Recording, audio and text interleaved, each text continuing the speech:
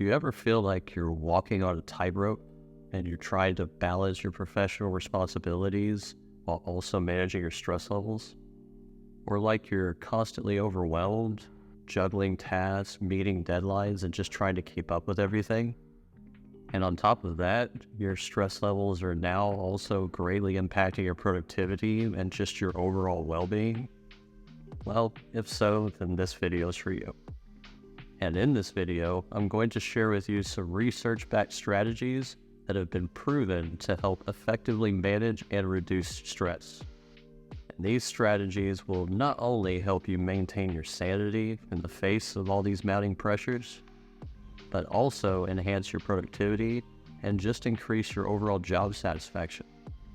That said, I remember a time when I used to feel completely overwhelmed by even the smallest tasks.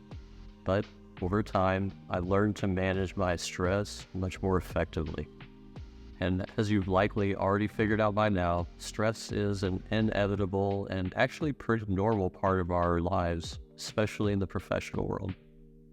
And this is because, although it is a response to pressures or threats, it can also motivate us to meet our goals. However, it's when it becomes chronic, or rather uncontrolled, that it becomes a major problem. And this can lead to burnout, decreased overall productivity, and even serious health issues. And that's why it's so vital that we have effective stress management strategies in place, such as those we're going to be discussing here shortly. But first, fun fact time. According to the American Institute of Stress, job stress is estimated to cost the U.S. industry more than $300 billion a year. That's with a B. And that's in things such as absenteeism, turnover, and diminished productivity, and even medical, legal, and insurance costs. But the good news is, studies also show that effective stress management can actually improve productivity, enhance overall job satisfaction, and even boost our physical health. So in this video, we'll explore the most effective stress management strategies I've found to help you navigate the stormy seas of professional pressures. And these strategies aren't just theoretical concepts, but practical tips and tools that you could actually start implementing and using today, so that you too can see real improvements in your stress levels and overall work performance. Sound good? Then let's dive in. Now, I'm going to do something a little different today, and I'm going to give you two what I'll call primers for the main set of strategies that we're going to cover. And then after that, we'll jump right into the 10 proven strategies for stress management that I have for you today. So for the first primer, let's start with identifying your stressors. And you can do this by simply writing down the top 5 things that are stressing you out right now. So ideally, these are work stressors, but if you have personal stressors that are actually causing you more stress than your work, then definitely list those. And this is a very helpful first step in effective stress management, because once you know what's causing your stress, then you can actually adopt or develop ways to better manage it. And for the second primer, let's start toward building a stress-resistant mindset. And you can do this by gradually changing the way you think about stress. So instead of viewing it as a negative or a threat, make it a point to consciously try to see it as a challenge that you can actually overcome. And so this shift in mindset is actually what I did, and I believe it will make a huge difference in how you also handle stress. And speaking of making a difference in how you handle stress, let's now explore the 10 core strategies that can help you better manage and reduce your stress. And number 1 is mindfulness and meditation. According to a study published in the Journal of Occupational Health Psychology, mindfulness-based stress reduction techniques can significantly reduce stress and improve overall mental health among workers. And these techniques can include meditation, yoga, or other things such as Tai Chi. And for me personally, I have done both meditation and yoga, and I've found that both are very highly effective stress management techniques. And here are some practical steps you can take to start using these techniques and implement this strategy. So for meditation, you can take a meditation class or you can practice at home. And a note here, meditation can actually help to reduce stress by calming the mind and the body through controlled breathing and concentration. And so if you choose to do this at home like I did, then be sure to find a quiet place where you can sit or lie down without any distractions. And once you're in your quiet place and you're comfortable, then you close your eyes and you focus on your breathing. And a good and very simple method for doing this is a technique called box breathing. So to do this, you take a deep breath in through your nose for a count of 4 seconds. Then you hold that breath for another count of 4 seconds. Then you exhale slowly through your mouth, let the air seep out of your mouth for another count of 4 seconds. And finally, you hold your breath at the end of your exhale for another count of 4 seconds. And this constitutes one round, and it's recommended that you do this for 3 to 4 rounds per session. That said, as you breathe during this practice, try to focus only on the present moment. So try not to let your mind wander into either the future or the past. But if your mind does wander, just gently bring it back to the present moment and focus on your breathing. And understand that it's completely normal for your mind to wander quite a bit when you're first starting. You're not doing anything wrong. And the key to bringing your mind back to the present moment is to not fight with these wandering thoughts. Just let them come and go, kind of like a wave. And a note here, you can also try a guided meditation if you would prefer to do that rather than a technique such as box breathing. And you can do so by finding a meditation app such as Calm, Black Lotus, or Headspace, or you can just use a video online, and YouTube has tons of them. And next, for yoga, you can take a yoga class or you can practice at home using online videos. And again, YouTube has tons of these as well. I personally did Yoga X, which is part of the P90X program, for years. And yoga can help reduce stress by calming the mind and the body through breathing and movement and what they call poses. And then for Tai Chi, you could obviously take a Tai Chi class or you can also practice at home. Now, this is something I've been interested in trying, but I've not yet done it.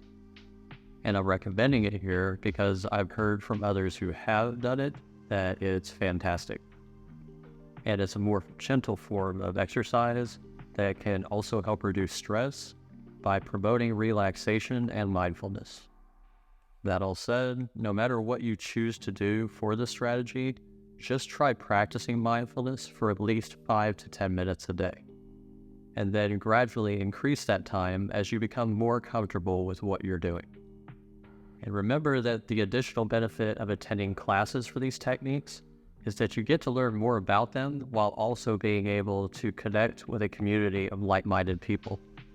And also keep in mind that by incorporating mindfulness and meditation into your daily routine, you can also help further reduce your stress and just promote overall better mental health and well-being. And now strategy number 2 is physical activity. Regular exercise can help lower stress and anxiety by releasing what's called endorphins. And these are chemicals that your body naturally produces that act as natural painkillers and mood elevators. And they're released in response to various stimuli such as exercise, laughter, and other physical activities. And of note, regular exercise can also help with improving your sleep and self-image. And the Mayo Clinic recommends 30 minutes or more of physical activity on most days. Now, I personally used to do a lot of running, and I mean a lot. On average, I would run about 6 miles per day, normally on a treadmill, and I always felt amazing after I was finished.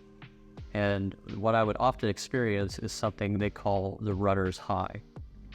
But I will caveat that with, I did not like running when I started doing it. But I understood how it could help me release tension and control my stress, and so I just learned to enjoy doing it. And nowadays, I mostly just do walking and other simple physical activities just because of how busy life has been in the last year. That said, if you're new to exercising, and here are some practical steps you can take to start implementing this particular strategy. First and foremost, I would highly recommend that you start with low-impact activities such as walking, cycling, or swimming.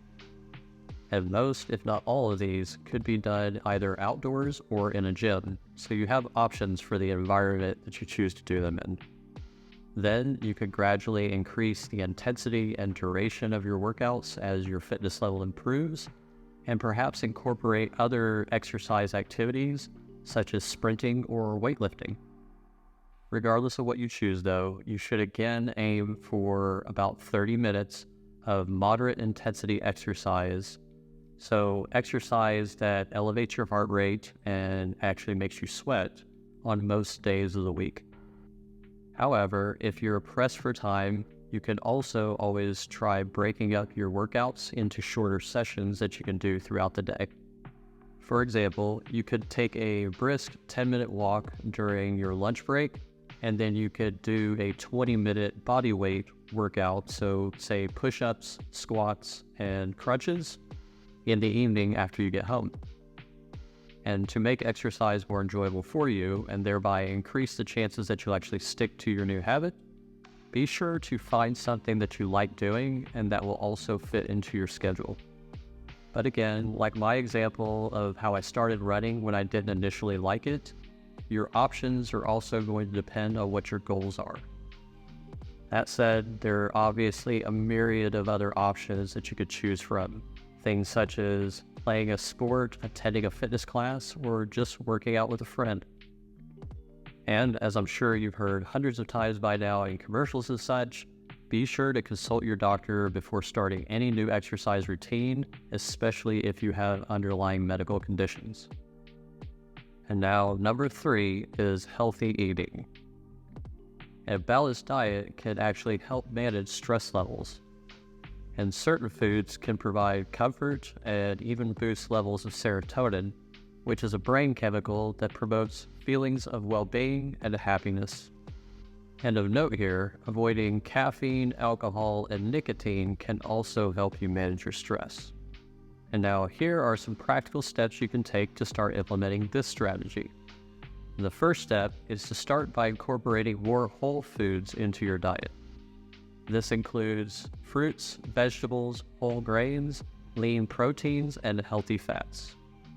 And be sure to avoid processed and junk foods as much as possible. And the next step is to plan your meals ahead of time.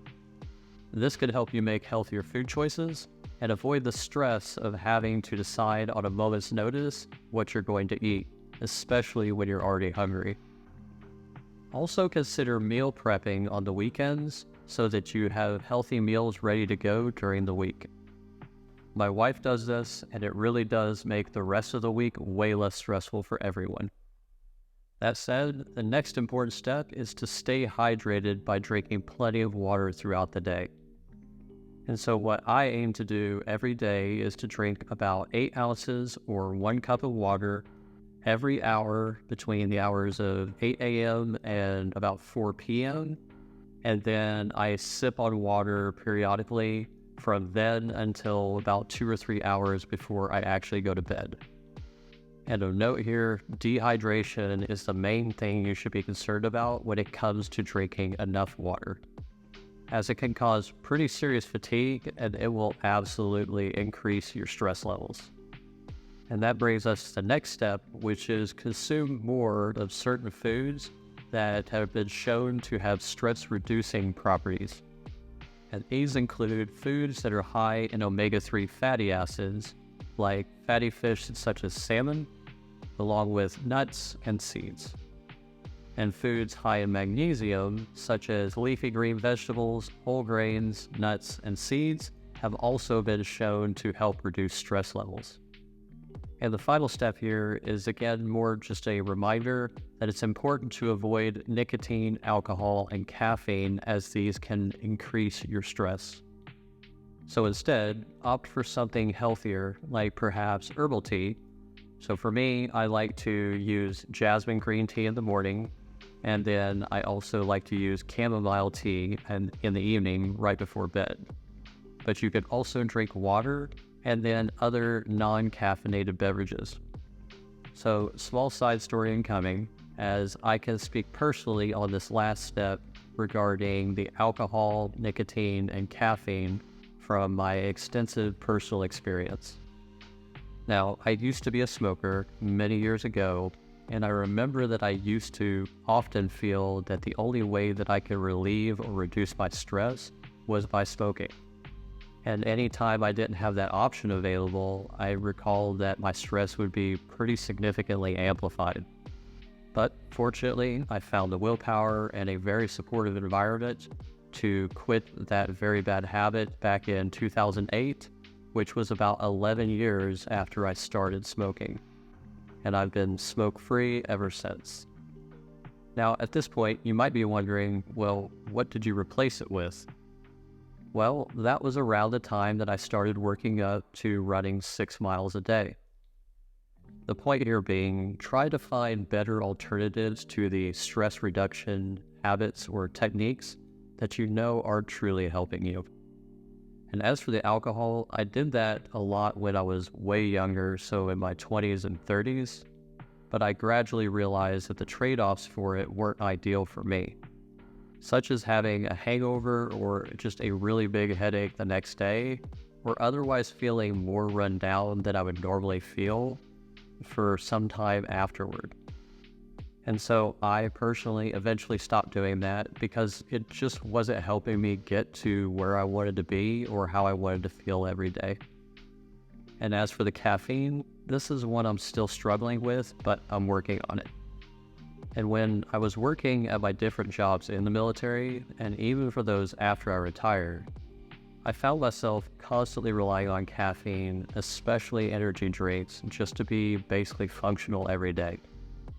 And so now I do my best to limit my intake of caffeine every day and try not to rely on it so much. After all, nothing substitutes for proper sleep, which is something we'll talk about here in a little bit. That all said, by incorporating healthy eating and other positive consumption habits into your daily routine, you can help better manage your stress levels and improve your overall well-being. And so number 4 is social support. Now, whether you're an introvert or extrovert or an ambivert, connecting with others can truly help you relieve stress. And the point I want you to focus on here is that you don't have to tackle everything on your own. And whether you're sharing your concerns with a trusted friend or just seeking the help of a licensed professional, social support can go a long way in helping you manage your stress. And here are some practical steps you can take to start implementing this strategy. And step 1 is identify sources of social support. So think about the people in your life who can provide emotional support and practical help to you. And this might include family members, friends, colleagues, or mental health professionals. And step number 2 is reach out for help. So don't be afraid to ask for help when you need it. And this might involve talking to a family member or a friend about your stressors, or again, seeking the help and assistance of a licensed mental health professional.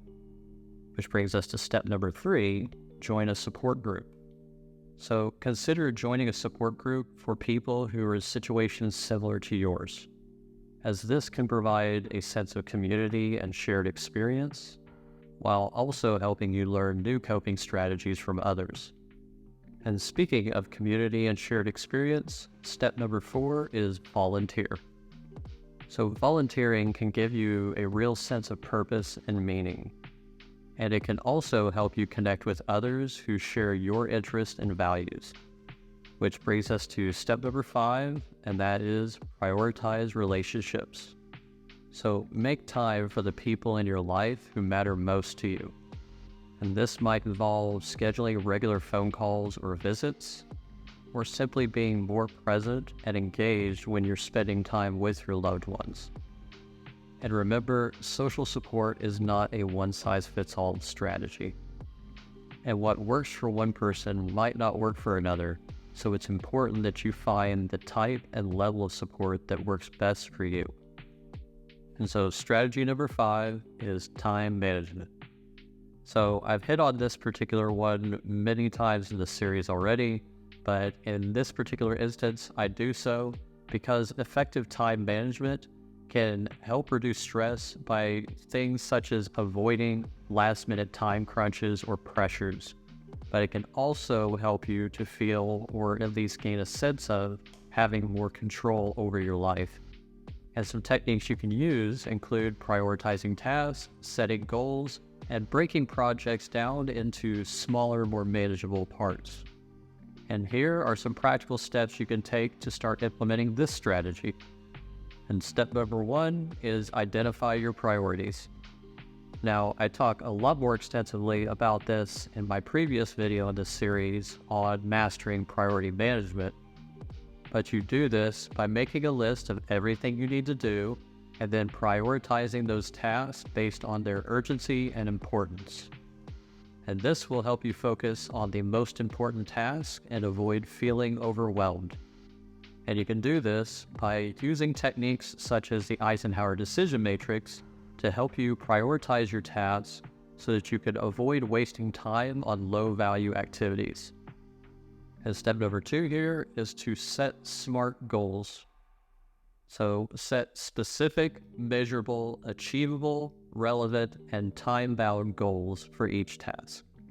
And this will help you stay motivated and focused and ensure that you're making progress towards your larger objectives. And step number 3 here is to break projects down into smaller, more manageable tasks. So this is something I went more into in my previous video of this series on mastering task management. But put simply, breaking large projects down into smaller, more manageable tasks makes it so that you won't feel overwhelmed in the process, and you'll also be able to track your progress along the way. And continuing on from these ideas with step number 4, use tools and technology to help you manage your time. Now, there are many tools and such out there that are able to help you manage your time more effectively. And an example toolkit or tech stack that you could consider using might be a to-do list app such as Todoist, a calendar app such as Google Calendar, and a time tracking app such as Clockify.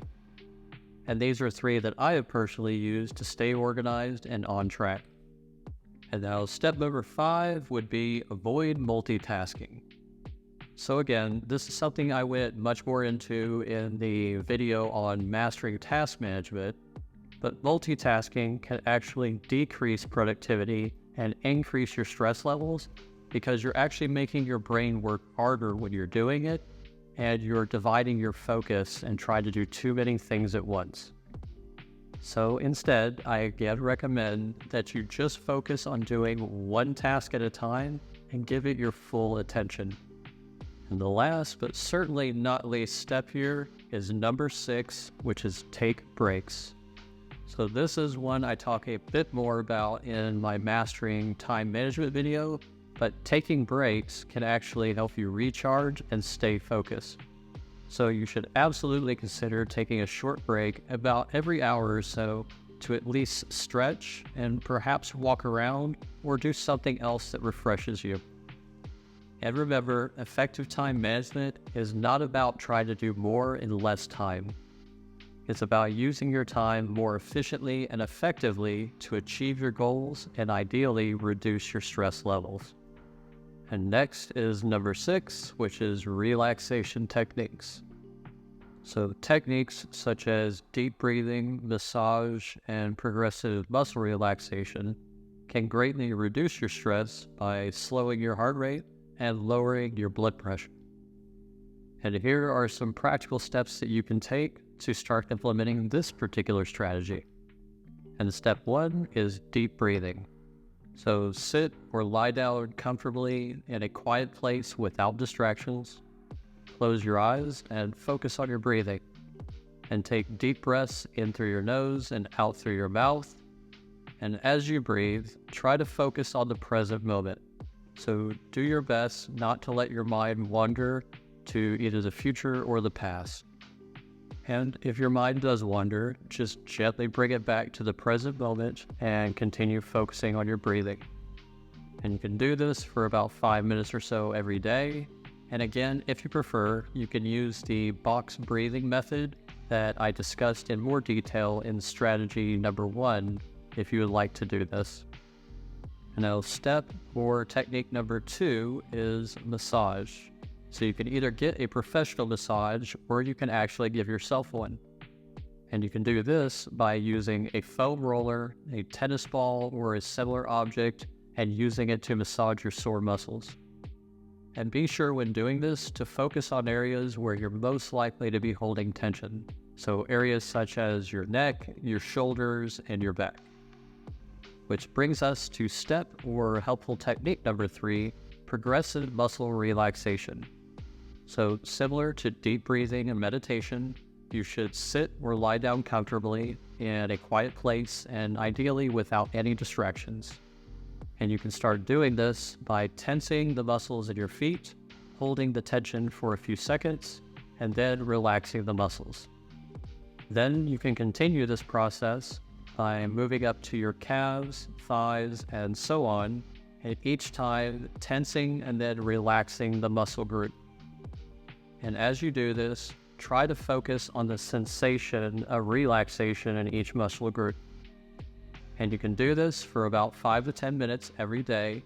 And I've actually started incorporating this into my daily routine as well as part of my evening routine. And I do it generally right before I go to bed.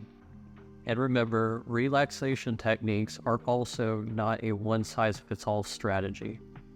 And again, what works for one person might not work for another. So it's important that you find the right type and level of support that works best for you. And that brings us to strategy number 7, which is positive thinking and self-talk. And I'll start this one by saying that the quality of your thoughts and just how you talk to yourself are so important. And positive self-talk and maintaining a positive attitude can help immensely with your ability to manage stress. And the techniques associated with this strategy can include reframing negative thoughts, focusing on the positive, and using humor in your efforts to relieve your stress. And here are some practical steps that you can take to start implementing this strategy. And step number 1 is reframe negative thoughts. So instead of dwelling on negative thoughts and emotions, try to reframe them in a more positive light. For example, if you're feeling overwhelmed by a particular task, then try to focus more on the fact that you have the skills and resources necessary to overcome it. And step or technique number 2 is to focus on the positive. So take time each day to focus on the positive things that are present in your life. And this could be as simple as reflecting on something that went well that day, or just expressing gratitude for all the good things you have in your life. And something that might also help here is that you can always start keeping a gratitude journal, or you could voice out loud, perhaps after your morning meditation practice, all the things that you're grateful for in your life right now. And that brings us to step or technique number 3, use humor to relieve stress. Now, laughter has been shown to have a number of stress-reducing benefits. And part of it has to do with the distraction created by humor. So it helps to relieve, at least temporarily, the internal pressure associated with having negative thoughts. And so try to find humor in everyday situations. Watch a funny movie or a TV show you like, or just spend time with people in your life that make you laugh. And speaking of things that help with relieving internal pressure, step or technique number 4 is practice positive self-talk. So use positive affirmations to reinforce positive beliefs you have about yourself and your abilities. For example, instead of saying, "I can't do this," try saying, "I can do this and I have done it before." Or perhaps if you've not actually done it before, then you can simply say to yourself, "I can do this, I can figure it out." And now, continuing with the idea of accentuating the positive, the final step or technique number 5 is surround yourself with positive people. There's a saying and belief popularized by Jim Rohn, who's a very well-renowned motivational speaker, that says you are the average of the 5 people you spend the most time with. So spend more of your time with people who uplift and support you, because those positive social connections are what will provide a sense of belonging for you, along with an air of positivity, and they'll ultimately help you better manage your stress. And remember, practicing positive thinking and self-talk is not about ignoring negative emotions or pretending that problems in your life don't exist, but rather it's about approaching challenges with a positive mindset and finding constructive ways to handle your stress. And speaking of constructive ways to manage your stress, strategy number 8 is sleep. Now, it's probably no surprise to you, but adequate sleep is truly essential for stress management. And lack of sleep can adversely affect your mood, your mental sharpness, and just your overall ability to handle stress. But here are some practical steps you can take so that you can also start implementing this particular strategy. And step number 1 is stick to a consistent sleep schedule. So try to go to bed and wake up at the same time every day, even on the weekends. And if for some reason this time has to vary for you, say for instance you have young children and they keep you up at night, then just do your best to make sure that you don't vary the times on either side by more than an hour each day. Because this consistency helps to regulate your body's internal clock, which is something otherwise known as your circadian rhythm. And this is your body's natural sleep and wake cycle, so proper regulation of it can help to improve the quality of your sleep. And so now, step number 2 is to create a sleep-conducive environment. So, as much as possible, make sure your bedroom is quiet, dark, and has a cool temperature. It's also important to use comfortable bedding and try to minimize external stimuli such as light or noise. And if at all possible, try to keep all electronic devices out of your bedroom, or at the very least, put them all into a sleep mode about an hour or 2 before you actually go to bed. And speaking of controlling disruptions from electronic devices, step number 3 is limit screen time before bed.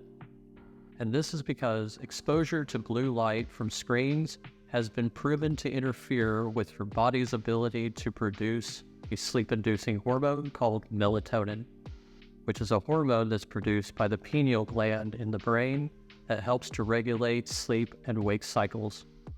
And so try to do your best to avoid using electronic devices before bed, or at least use some sort of blue light filter if you absolutely must use them before sleeping. And that brings us to step number 4, which is avoid caffeine and alcohol before bed. And this is because caffeine and alcohol use too close to your bedtime can significantly interfere with your sleep quality. So avoid consuming these substances as much as possible in the hours leading up to bedtime. So for caffeine, I found that there are many suggestions regarding the timing of use before bedtime, but I found that not using it within about 6 hours of the time I'm going to sleep has been actually pretty helpful. And I would say the same for alcohol, as this number of hours would give your body sufficient time to fully process the substance so that it doesn't disrupt your ability to sleep when you finally go to bed. That brings us to step number 5, which is wind down before bed by practicing good sleep hygiene. So establish an evening or bedtime routine. And during this routine, try to engage in relaxing activities such as taking a warm bath or doing some light stretches before bed, or perhaps reading and listening to calming music, and maybe even combine that with some warm chamomile tea. And again, make sure your bed is comfortable and try to avoid doing any stimulating activities such as work while in bed. And by doing this, you can help prepare your body and mind for sleep because, again, the mind likes predictability. And remember, getting adequate sleep is absolutely vital for managing your stress and just improving your overall well-being. So take the time to prioritize your sleep and develop healthy habits that support restful and restorative sleep. And briefly moving more to the professional side here, number 9 is work-life balance. So maintaining a healthy work-life balance can help to reduce stress and ultimately prevent burnout. And techniques that support this can include setting boundaries, taking time off, and just making time for hobbies and other personal interests. And here are some practical steps that you can take to start implementing this particular strategy. And we'll start with step number 1, which is to set boundaries. Now, it's very, very important to set clear boundaries between your work and personal life. And this can include things such as not checking work email after hours, not taking work calls during dinner, and perhaps not working on the weekends. And speaking of such boundaries, that moves us to step number 2, which is take time off. Now, I was guilty of not doing this for many years, never using my time off, or at least not actually being off whenever I took my time. And I know this is a common struggle for most working professionals, but it's very important that we take time off from work to properly rest and recharge. And this R&R can include things such as taking a vacation, a mental health day, or even just a few hours off to do something you enjoy. And speaking of doing things you enjoy, step number 3 is make time for hobbies and other personal interests. So it's important to have hobbies and interests outside of work, as this can help you to properly rest, relax, and recharge. And it can also provide a sense of purpose and fulfillment.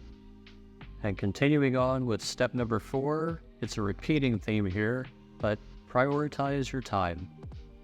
Now, I'll likely say this 1,000 more times in our journey together, but priorities are really so important. So again, make a list of your priorities in both your personal and professional life, as this can help you identify areas where you might be spending too much time on the activities that aren't really important to you. And moving on, number 5 is, once again, practice time management. So I won't lament too much more on this, and I'm pretty sure you get the point by now, that effective time management can truly help you to properly balance your work and personal life. Which brings us to our last step here, which is number 6, communicate with your employer if you have one. And if you're feeling overwhelmed at work, it's very important that you communicate with your employer. Now, this might involve asking for help with a particular project, or requesting a more manageable workload, or discussing the possibility of more flexible work arrangements. And I'll just add a quick note here that if your employer dismisses you or your concerns when you do this, that's a huge red flag.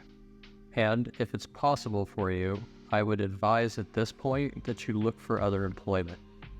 And ideally, somewhere where your well-being will be properly prioritized. And remember, maintaining a healthy work-life balance is not just about finding more time for leisure activities. It's about setting boundaries, taking proper time off, and just all around prioritizing more of what's most important to you. Because by doing so, you can actually reduce your stress, prevent burnout, and generally improve your overall well-being. And so finally, we have strategy number 10, which is seek professional help.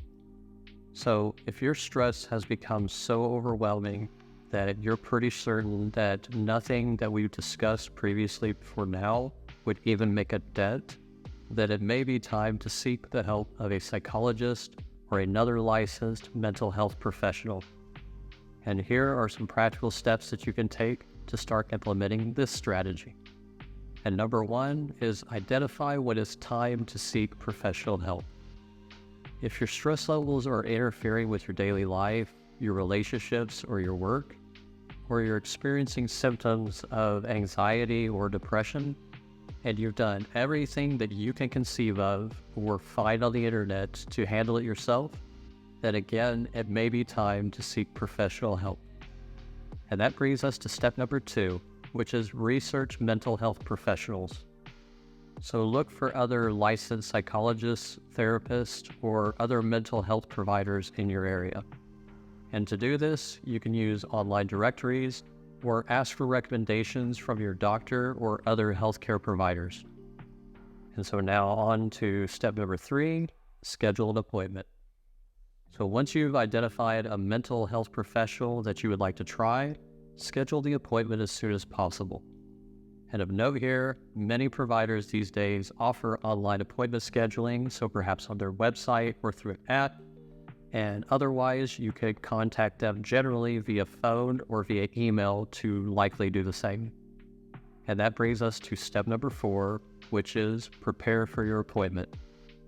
So before your appointment, make sure to prepare a list of questions and concerns that you want to discuss. This makes it way easier for you and the mental health professional, since this can help ensure that you get the most out of your appointment and that you don't forget to mention or address anything important due to either a memory lapse or something such as brain fog, which is a common symptom associated with chronic stress. And moving on regarding what to do at your appointment, we'll start with step number 5, be honest and open. So during your appointment, it's important that you're honest and open with your mental health provider.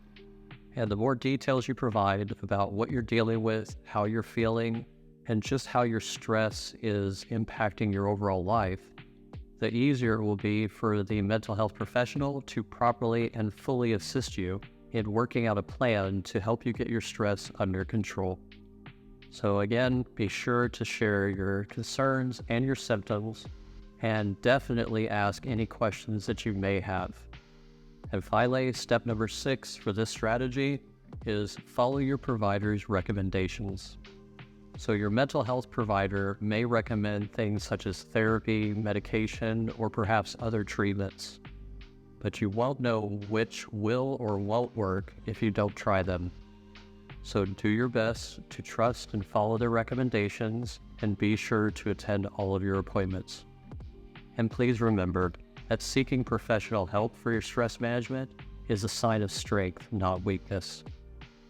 And it's important that you take care of your mental health just as you would your physical health. That said, I will close off this particular strategy with a final piece of advice. Please do not put this off. Nothing is more important than your mental health. Now, I remember when I first started implementing most, if not all, of these strategies in my own professional life. And the transformation between who I was and who I became was really nothing short of remarkable. And I went from feeling like I was constantly overwhelmed and just stressed out about every little thing to feeling like I was completely in control and actually at peace with my professional responsibilities. My productivity dramatically improved. My relationships with my team, my bosses, and my clients got way better. And I actually started enjoying my work more. And the best part, I actually just felt happier and more fulfilled, both personally and professionally. And something I realized during this transformation was that managing stress was not about trying to eliminate it completely from my life, because honestly, that's just not possible.